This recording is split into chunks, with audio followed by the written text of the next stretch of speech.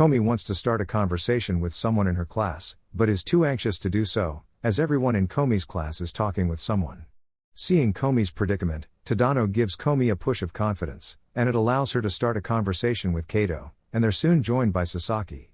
Afterward, Nene asks Komi if she has any plans for Valentine's Day, and after a pregnant pause, Komi answers no. Therefore, Nene invites Komi to her place to make some Valentine's gifts, and Otori tags along as well. At the One Mine residence, Komi meets Nene's 3 younger siblings, Kazuya, Nana, and Nono. The trio then prepares a chocolate meringue. Nene's siblings offer to help, and Nene asks Komi to help them. Komi does and bonds a bit with the kids. Once the cake bakes, Komi and Otori play with Nene's siblings. Both Kazuya and Nana both bluntly ask why Komi doesn't talk, and Nene claims that Komi is shy. They then try and get Komi to say something, but her response gets a tepid reception. Kazuya then drags Komi to the kitchen, where they watch as the cake starts to rise. Once it's finished, they all enjoy a slice of the cake until it's sadly all gone. It's Valentine's Day, and Komi wanted to leave Tadano some chocolates in his foot locker, but couldn't. Tadano then arrives and checks his footlocker for any presents, but doesn't find any. He later goes to class and briskly checks his desk for any, but doesn't find anything. On the other hand, Komi receives and gives chocolates to Najimi and Ren. She then goes around and gives chocolates to Amaharu, Yadano, Agari, Nene, Otori, Kato, and Sasaki. Soon, Katai arrives at school and hopes that Tadano has some chocolates for him. I brought chocolates for Tadano, but it would be embarrassing if I approached him first. I wish he would approach me first instead.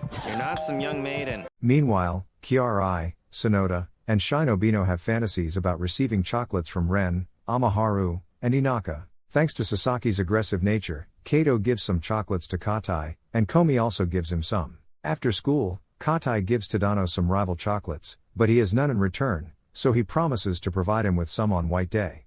Rechecking his foot locker for any presents, Tadano finds a rock. Thus, he returns home disconcerted and depressed that he didn't get a single piece of chocolate that day from any of his female peers. Hearing this during dinner, Tadano's younger sister Hitomi laughed at the fact that he didn't receive any chocolates from his female peers. She then spots a shady figure outside the window and coerces Tadano to buy some ice cream. As Tadano opens the door, he bumps into Komi, and the two head to the local park, where Komi gives Tadano a piece of paper from the student council meeting he missed. Once that was settled, Komi and Tadano went their separate ways until Komi decided to finally give him his chocolate, which turned out to be one that came out the best. Preparing for school, Komi has a flashback about giving her chocolates to Tadano and has a panic attack about it. However, her mother snaps her out of it, and she later goes to school. There she meets with Nene and later interacts with Najimi, Amaharu, Agari, and Yadano. In class, Komi emits a palpable pressure when she sits next to Tadano, who is confused about why and contemplates what is Komi so intense. He soon mentions Komi's chocolates that she gave him, prompting Komi to rush out of the classroom in a flustered manner. During their next class, Ren notices a tiny hole in Komi's tights and uses all of her willpower not to tear it open, but rather to inform Komi about the predicament. Later, Ren finally tells Komi about it, and as it so happens, she has the perfect size tights on her person and has Komi change into them in the restroom. When Komi was about to change into the tights that Ren had for her, Ren put on her hold tights and wore them on her head. This prompts a chase between the two, and Tadano catches a good look at Komi's legs. Onigashima Akako is formally introduced as she heads to school and runs into Tadano. Although a pleasant and cheerful girl, her temper is a significant flaw of hers. This is displayed as she heads to school, and Tadano witnesses every single one of Onigashima's temper fits. At school, Tadano witnesses Ren ignore Onigashima, who were supposed to be good friends. When Tadano asks her why, she answers that Onigashima is utterly unpredictable during her temper fits and advises that he be wary in those times. However, Komi manages to cool Onigashima down and helps her untie her ear pods. Tearfully, Onigashima thanks Komi and Onigashima invites her to the batting range with her. Later that day, Tadano, Ren, Najimi, Komi, and Onigashima go to the batting range, and they all have fun together. Sato is formally introduced as she cleans up her classroom, and it's noted that she's a complete pushover. This is proven during the day when people ask her for favors doing menial tasks, and she agrees to them without question. After school, Sato's fellow social and culture research club members, Hoshio and Eiko, inform Sato about her pushover tendencies. Eiko then tries to convince Sato to say no more often, but this fails, as Sato contemplates why she's considered a pushover when she does things she's asked because it makes her feel good. People ask her to help them with their tasks. Eventually, she runs into Tadano and Komi, where Tadano had to carry a large pile of papers to the staff room, and Sato insists on taking them there for him. Komi intervenes, taking half of the stack, and insists that Sato ask her for help in the future. Tadano takes another half, and the trio takes the papers to the staff room. After they do this, Sato asks Komi if she could help her when she cleans and straightens the desk in the morning, and Komi agrees to do it, as do Najimi and Tadano. This would become a daily activity for them, except for Najimi, who would sleep in. Komi sees Kato reading a book on shogi puzzles, and she joins her, and Kato also ropes in Tadano too. Despite her euphoria getting the two to try and solve a shogi puzzle that she created, it creates a tense rift between them on how to solve it. After school, Najimi points out that the two must be close in relationship to have a fight with each other. What's going on, you two? When did you become so close to each other you started to fight?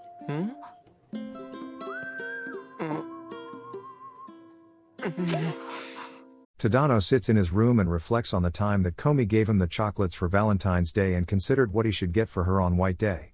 He then asks his sister Hitomi what he should give to someone on White Day, and she immediately deduces that it's for the shadowy figure she spotted on Valentine's Day. Hitomi then questions Tadano if he likes or not the person who gave him the chocolate, and he tells his sister a vague answer. Therefore, Hitomi sets out to the department store to fetch her brother some chocolates to give to whomever he has his heart set on. On the day before White Day, Kiarai, Shinobino, and Sonoda all try to give Komi some chocolates, but are interrupted by Ren, who gives her a unique piece of candy. Katai also gives Kato some chocolates, which pleases her and also Sasaki. Although ridden with anxiety, Katai then gives Komi a present, a book on muscle building, hoping she likes it. The only thing I have on my mentor is the fact that I have more muscle than her. Tadano then tries to ask Komi out for dinner after school, but instead asks Katai, who joins him along with Naruse and Chushaku. The day after, on White Day, Tadano prepares himself to visit Komi's home to deliver her chocolates. Once there, Tadano rings the doorbell, and Shaosuke answers. Tadano introduces himself, and Komi's mom opens the door and forcefully makes Tadano enter and has him wait for Komi to return home from shopping. As he waits for Komi, he's joined by her father, who brings a cup of tea with him and takes a seat by where Tadano was sitting. When Komi's father drinks the tea Tadano thought was intended for him, he breaks under the pressure, introduces himself, and then explains his relationship with Komi. At that moment, Komi appears in the room and kicks her father out, and after she does, she hastily cleans her messy room. Once that was all settled, Tadano gave Komi her present, a can of hand cream and a small piece of candy. Not wanting to take up more of Komi's time, Tadano leaves, and Komi tries the hand cream and enjoys it.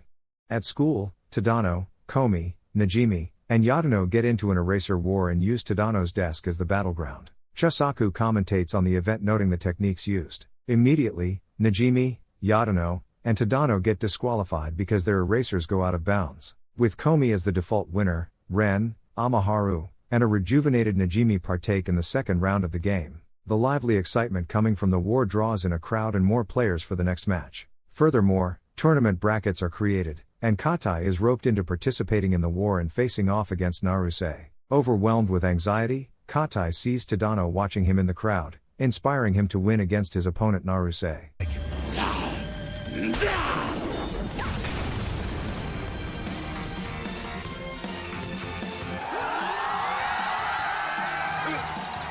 On Komi's side, both Amaharu and Najimi cannot continue, and Komi wins by knocking the last eraser from the desk. After school, everyone except Tadano and Komi are gone, and Komi confesses that 1 year will have passed next week, and there's a chance they'll be in different classes next term.